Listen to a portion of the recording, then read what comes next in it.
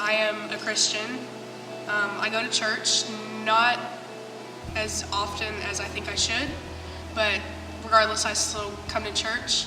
I am also a sinner too. I have sinned. Sometimes that defines me. I mean, I'm a very jittery, funny person, in my opinion.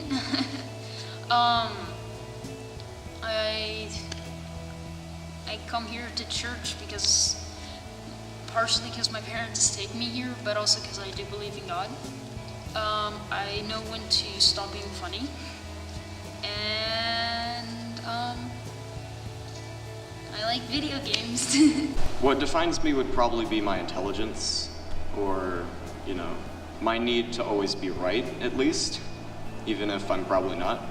My need to always look right, or the first one to raise his hand in class, the first one to, say that Jesus fact.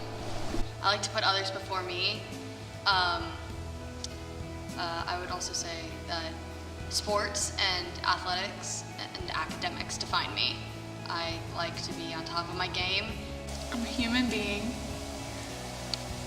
I have a family, parents, and a little brother. I'm a child of God. The things I love my friends, I love my family. They mean a lot to me. I love my family, and I love God. I love the Holy Spirit and Jesus. I love a lot of my friends. Not like love, just like as a good friend. I see you, Mr. Logan, you're laughing. I love my family, I love my friends, I love my cat. I love volleyball. It's fun. I have a very deep love for my family and friends. Like I said, I definitely put them before me.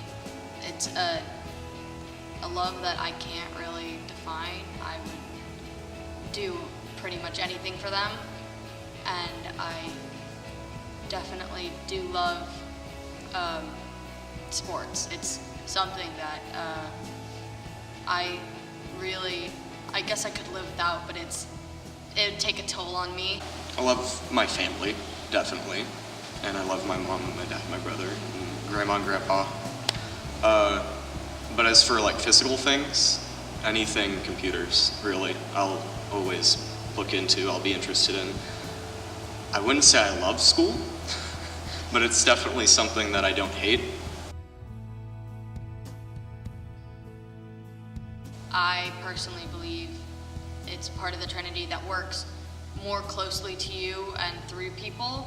In my eyes, I think he took the place of Jesus when he left this earth physically, and he's in the heart of essentially everyone who knows that Jesus died on the cross for their sins. I think of the Holy Spirit as a guider, a teacher, someone who guides you along your way. When you think about it, it's kind of weird sometimes, because it's weird to think that there's always someone with you, going wherever you go. But then again, it's good because someone's always there to protect you and walk you through hard times. I know the Holy Spirit travels through us. One of the small stories that I have was at my first lock-in, and we did all the things that you'd expect to do in worship. We talked, we sang, and I remember towards the end we did a couple more songs, and then it got quiet. All there was just music. Just music was playing. It was kind of a dismissal time of that worship, and a couple people started leaving, and then me and my friends, we kind of stayed, but we got up and we started to walk towards the exit, but I kind of just stopped. I remember that Logan and a couple of other kids were sitting back in the pews, and I remember stopping there, and I wanted to keep walking. I saw people out there, and I was like, why can't I just follow them? Because I kind of felt almost embarrassed and afraid, and I don't know why. Why would I be embarrassed and afraid of something like that? But I just didn't move. I just kept standing there. And I remember finally after standing there and crying, and Logan was just like, why don't you come sit over here? We all kind of just sat there and we talked for about 4 or 5 minutes, and then I remember walking back out. God has moved through my life when my mom had hairy cell leukemia. We went to the doctors and she said she had cancer and it was really hard. I had to start school without my mom being there on the first day of school. I remember it was very vulnerable for me because I would be, I didn't know who to hang out with or be friends with because I was just really emotional at the time because I was a little kid. And when I would get home, I would always ask, is Mom gonna be okay? I wasn't really into God because I didn't know who. I was like, oh, we're going to church. Okay. And then all of a sudden we're like, Mom's sick. And I guess that was like God's way, like, hey, I'm here. I can help you now if you just believe in me. Whenever you have a test or anything like that, you get really bad anxiety, or at least that's my situation.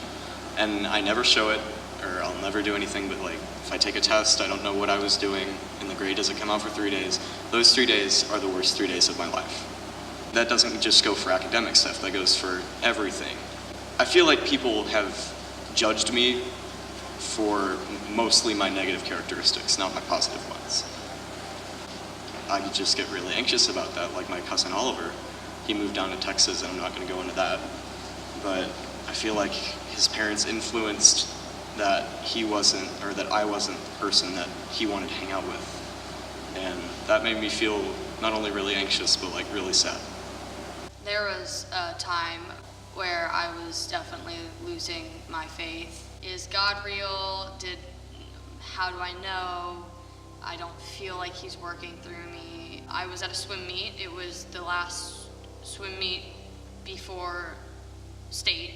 And so I got up, jumped into the pool, grabbed onto the block, the just announcers, swimmers, take your mark, go. So I was just in a down spot and I couldn't figure how I was gonna win if God wasn't gonna let me. And it was the about flip turn, and I hit the wall, and immediately I just got this rush of energy, this spirit coming into me and saying, hey, no, you're not just some girl over there. I finished. I fully expected not to take first on that, maybe to take fifth if I was lucky. I was so far behind. And I look at the scoreboard, and what do you see? Next to my name, the number 1. Just recently, yesterday actually, I moved into a new house. It was a pretty big deal. It was pretty hard for me because I have neighbors and friends that live close to me that I would like see almost every day, and we like hang out with each other a lot. And whenever I had to leave them, it was really sad. And it was also pretty hard moving out of the house that I've like basically grown up in for 10 years. I really hadn't done stuff like that before. Maybe I just kept walking on. That's always what I've done. I just kept walking. I didn't stop. I didn't think. I just did what everybody else did. And finally, I think something stopped me and was like, hey, listen, maybe you should listen to someone else instead of following the crowd. Maybe you should stay, sit, and see what happens. If it weren't for God, I'm pretty sure she wouldn't be here today. So thank you, God. Whenever I'm feeling anxiety or feeling judged, the Spirit always makes me feel better. No matter what the circumstances, no matter how dire it is, he always does.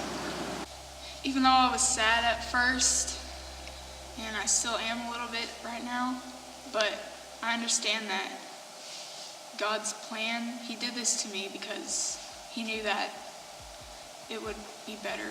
The Holy Spirit moved me from that horrible sense of doubt to the sense of completion in 1 minute and 7 seconds.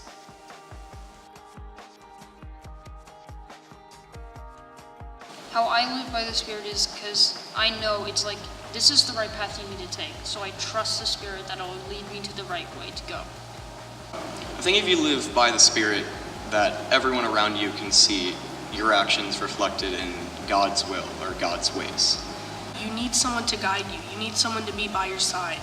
To live by the Holy Spirit for me means to echo Him.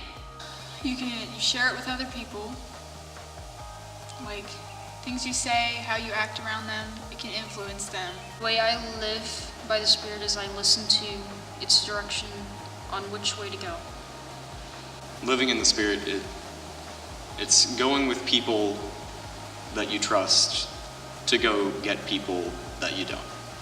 It means to take what God is saying and take what happened to me and give it to others. So you're just passing along the Spirit to other people, and they can pass it along to other people and so on. I think to live by the Holy Spirit is to walk with it hand in hand. You know, your instinct is to do your own thing to get what you want, but I don't know, I like helping other people instead of just going for the win. I think it's more fun when you team up with your friends instead of gaining your own reward. Confirmation has impacted my life by allowing me to be deeper with God and allowing me to know God more. It allows me to understand what He wants, what He is asking us to do. Confirmation, youth, just the church as a whole has made me want to change, made me want to do something rather than nothing. It grew me stronger as a Christian, and it grew me closer to God. It's definitely strengthened my faith. Like before this, all my memories of church were, going there, or getting up in the morning, getting dressed, and then going to church, listening to some white dude talk for 3 hours or something, and then going to IHOP. But then confirmation, it changed my entire perspective. It's like, hey, this is actually something really cool. You should listen to what the white dude's saying. I did confirmation to renew my faith, to have my sense of belief. This is what I believe. Yeah, I should definitely try and step out and not just have my beliefs apply in church.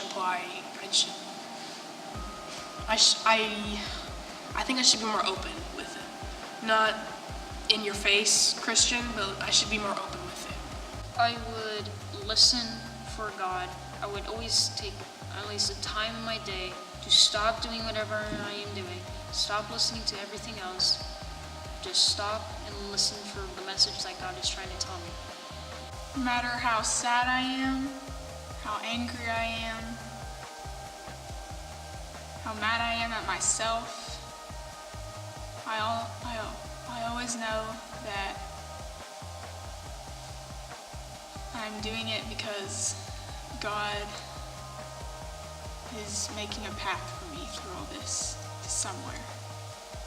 I want to be a neurosurgeon, and I definitely want to be able to say, yes, I may have fixed you, and yes, I may have done the surgery, but I couldn't have done it without God helping me and God over my shoulder saying, are you sure you want to poke there? Hopefully, if I do everything right, I can turn out, I'll have a good job or something. I just want to say if that does happen, I don't want to be known as, one of the other scientists, billionaires who got all his money doing something really intelligent who doesn't believe in God. Because there are ways that it interlocks, and there are ways that you can see how it happens and how, scientific theory and everything like that can, mix with God. They can be one. You just don't have to choose one or the other. I want to be that person, the one who can believe in both, the one who can show the world that it's possible, that you don't have to choose one or the other.